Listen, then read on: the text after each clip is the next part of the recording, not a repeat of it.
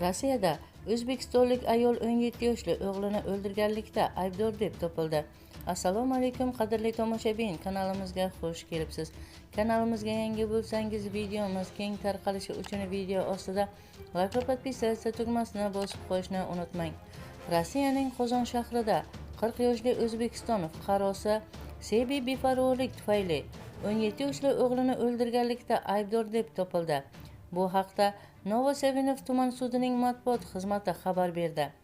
Qayd etilishicha, ayol qurol ishlatib, qasddan badanga yengil shikast yetkazish va buning ehtiyotsizlik oqibatida o'limga olib kelishi bo'yicha aybdor deb topilgan. Sud uni 1 yil 4 oy qamoq jazosiga hukm qilgan, biroq uning 2024-yil 28-iyuldan beri tergov izolyatorida o'tkazgan vaqti hisobga olingan holda Sebi qolgan muddatni o'tashdan ozod qilingan. Ehtiyot chorasi bekor qilingan. Mazkur voqea o'tgan yilning iyul oyida sodir bo'lgan. Tergov ma'lumotlariga ko'ra, ona va o'g'il o'rtasida mojaro kelib chiqqan. Mojaro davomida ayol o'spirinni 2 marta pichoqlagan. Shifokorlarning sa'y-harakatlariga qaramay, yigitning qutqarishning iloji bo'lmagan. Yigit O'zbekistonga dafn qilingan.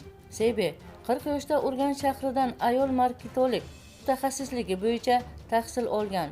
Turk restoranida ishlagan. Rossiyada u qonuniy yashab kelgan. Ilgari sudda marhumning otasi gapirgan, singlisi esa xat yozgan. Ikkalasi ham Sebini hech qachon o'z o'g'lini o'ldira olmaydigan mehribon va hamdard ayol sifatida tasvirlagan. Marhumning otasi uning o'g'li bir necha bor o'z joniga qasd qilmoqchi bo'lganini aytgan. Eslatib o'tamiz, avvalroq Rossiyaning Moskva viloyatida 35 yoshli o'zbekistonlik erkak deyarli 1 oy davomida 11 yoshli o'gay qizini zo'rlaganlikda ayblangandi. Qadrli tomoshabin, shu kabi xabarlarni o'tkazib yubormaslik uchun video ostida like va podpisatsiya tugmasini bosib qo'yishni unutmang. Bizni qo'llaganlarni Allohning o'zi qo'llasin.